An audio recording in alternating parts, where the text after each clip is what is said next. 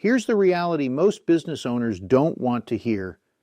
Building a referral-only business takes 5 to 10 years of intentional, disciplined work.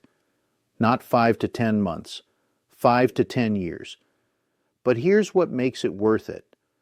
Once you get there, you're no longer grinding for new clients. They come to you, pre-sold, higher quality, and they stay longer. So if you've been dreaming of a business where prospecting becomes optional and your best clients do the selling for you, this video is going to show you exactly how to build that engine from the ground up. I'm going to walk you through the 3-phase blueprint that takes you from hustling for every client to running a referral-dominant business. We'll cover realistic timelines, the database size you actually need, the client experience standards that turn customers into advocates, and the specific ask strategy that makes referrals systematic instead of accidental. By the end of this video, you'll have a clear roadmap and you'll know exactly where you are on the journey and what to focus on next. Let me start by setting expectations. When I say referral-only business, I'm not talking about never doing any marketing again. What I mean is a business where 60 to 90% of your new clients come from existing clients or professional partners. You're doing little to no cold outreach. Your prospecting is nurturing your database, creating content, hosting events, and deepening relationships. And because referred clients trust you before they even meet you, they stay longer, spend more, and rarely churn. This model works best for high-trust services: consulting, advisory, creative work, real estate, financial planning, coaching, B2B services. If your business depends on trust and results over time, this is your path. But it requires one critical thing: patience. You cannot shortcut trust at scale. You have to earn it client by client, interaction by interaction, year by year. Let's talk about the timeline. Most professional services businesses need 5 to 10 years to reach referral dominance. I know that sounds long, but think in phases, not a single flip of a switch.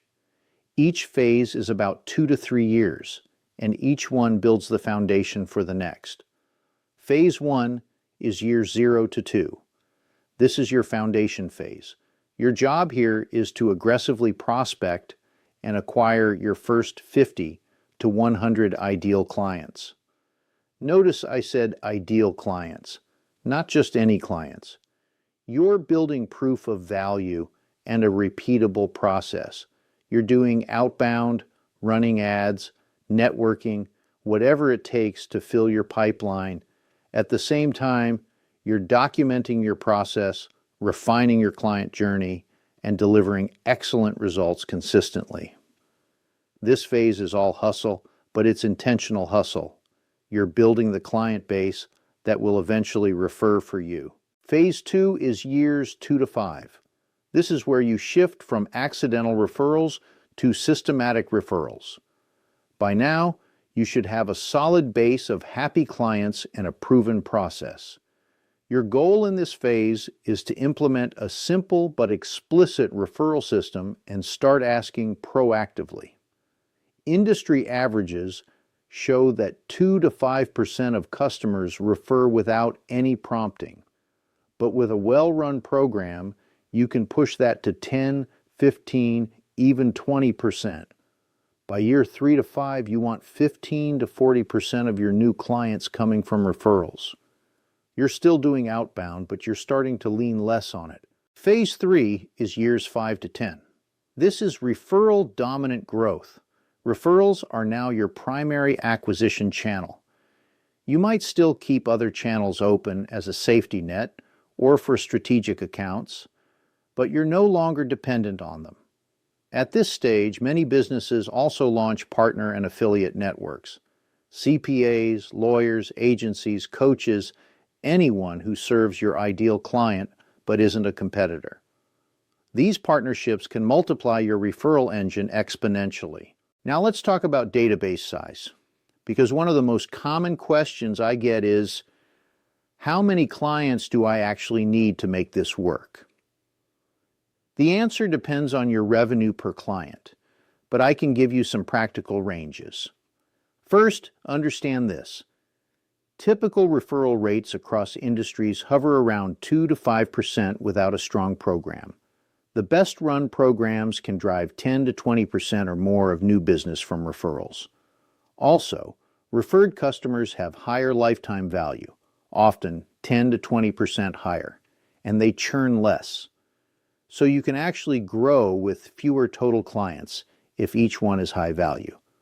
For a mid-ticket service, let's say you charge $1,000 to $5,000 per engagement. You'll want 150 to 300 active clients and 300 to 600 past clients and warm contacts to support a largely referral-based practice.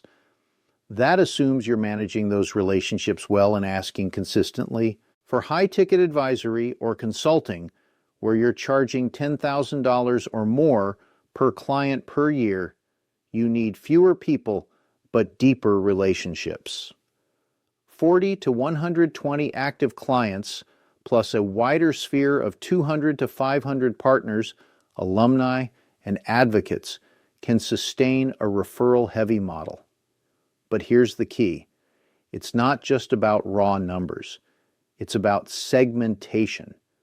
You need to know who your A-list advocates are. These are your top 20 to 50 clients who refer regularly or have access to many ideal clients. Then there's your B-list, 100 to 300 good clients and contacts who will refer with prompting and great experiences. And your C-list, everyone else. You keep them warm with light touch points, but you're not investing heavily here. Your A-list gets the most attention. More check-ins, co-hosted events, joint content, exclusive access. These are the people who will build your referral engine. So, how do you turn clients into advocates? It's not a marketing hack. It's a customer experience outcome. Referrals are the result of a designed, consistent journey that earns trust and delight. Let me break down the client experience standards that actually drive referrals. First, reliability and results. You have to deliver the promised outcomes consistently. Referred clients expect lower risk and higher quality because someone they trust vouched for you. Set clear expectations, communicate clearly, and close loops quickly on issues. No surprises, no ghosting, no drop balls. Second, moments of delight and trust. Design 3 to 5 deliberate wow moments in your process. This could be a personalized onboarding, a first quick win, a proactive check-in, a surprise bonus, or a thoughtful offboarding. These don't have to be expensive. They just have to be thoughtful and unexpected. Anticipate client needs and solve problems before they escalate. Proactive help is one of the strongest drivers of advocacy. Third, ease of doing business. Make it easy to reach you, understand your timeline, and see progress. Provide self-service where appropriate, but keep high-touch access for key clients. Friction kills referrals. If working with you is smooth and clear, clients are far more likely to recommend you. Fourth, social proof and visibility. Systematically collect reviews, testimonials, and case studies. These support reputation-based referrals, people who heard about you but haven't worked with you directly. Feature client stories and results in your content and presentations, always with permission. This creates a flywheel where your visibility generates inbound interest, and your existing clients feel proud to refer you. Now let's get tactical. How do you actually ask for referrals without being pushy or awkward? And how do you transition off active prospecting as referrals ramp up? The key is building a system around when you ask, how you ask, and who you ask. Let's start with when. There are 3 contextual triggers that make asking natural and effective. Trigger 1, immediately after a clear win or milestone. You just delivered a successful project, got a positive review, or solved a major problem. The client is feeling grateful and impressed. This is the perfect moment to say, "I'm so glad this worked out." Do you know one or two other business owners who struggle with this same issue and would value the kind of support we provide you? Trigger 2. At routine check-ins with happy, stable clients. Quarterly or semi-annual reviews are a natural place to ask. You're already talking about their progress and your relationship. It's easy to add, "By the way, who else in your network could benefit from what we're doing together?" Trigger 3. As part of an official referral program invite. This could be a client appreciation event, a VIP advocate initiative, or a formal referral program launch. You're giving them a clear role and recognition, which makes asking feel less transactional. Now, how to ask? Keep it casual and specific. Don't say, "Do you know anyone who needs help?" That's too vague. Instead say, "Do you know one or two other CEOs in manufacturing who are struggling with scaling their operations and would value the kind of strategic support we've provided you?" Specificity makes it easier for them to think of someone. Make it low friction. Provide a short forwarding email they can send, a calendar link they can share, or a landing page that explains what you do. The easier you make it, the more likely they'll follow through. If appropriate, offer a clear ethical reward. This could be a service credit, a bonus session, a small gift, or just status and recognition. Some businesses avoid incentives to keep referrals pure. Others find that a small token of appreciation increases participation. Test what works for your model and your audience. Now systematize your referral engine. Track who referred whom, your referral rate per client or partner, close rate, and revenue from referrals. Identify and invest in your best advocates. Give them more attention. Co-host events with them. Create joint content, or offer partner benefits. Launch a light, explicit referral program once your base is large and happy enough. Clear rules, clear rewards, clear expectations. Here's the practical transition path. In years 0 to 2, 70 to 90% of new business comes from outbound ads and networking. 10 to 30% comes from referrals. You're building the base. In years 3 to 5, 40 to 60% comes from referrals as your systems, client experience, and database depth improve. You slowly reduce outbound volume, but you don't stop completely. In years 5 to 10, 60 to 90% comes from referrals and partners. Outbound becomes strategic. You're targeting big accounts or running experiments, but it's no longer survival-driven. You've reached referral dominance. Let me be clear about something. This transition is not linear. You'll have quarters where referrals spike and quarters where they dip. External factors, market shifts, even a few client losses can impact your referral flow.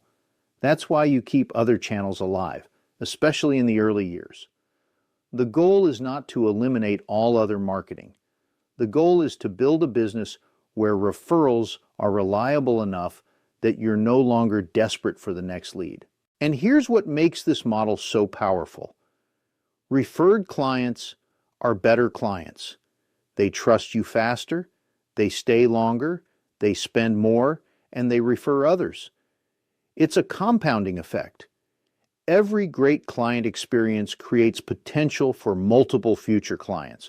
That's why the investment in client experience, in database management, in asking systematically pays exponential returns over time. So let me recap the key takeaways. First, building a referral-only business takes 5 to 10 years of focused effort. Think in phases: foundation, systematic referrals, and referral dominance. Second, your database size matters, but segmentation matters more. Know your A-list advocates and invest heavily in those relationships. Third, referrals are a customer experience outcome. Design deliberate wow moments, deliver reliably, and make it easy to do business with you. Fourth, systematize your ask strategy. Use contextual triggers, keep it specific and low friction, and track everything. And fifth, transition gradually. Don't abandon outbound too early, but deliberately shift your focus as referrals prove reliable. If you're in year 1 or 2 and feeling overwhelmed by prospecting, keep going. You're building the foundation. If you're in years 3 to 5 and referrals are starting to flow, double down on your systems and your top advocates. And if you're in years 5 to 10 and referrals are carrying your business, congratulations, you've built something rare and valuable. The businesses that win long-term are the ones that play the long game. Referral-dominant businesses are defensible, profitable, and deeply satisfying to run. But they require discipline, patience, and a commitment to exceptional client experience.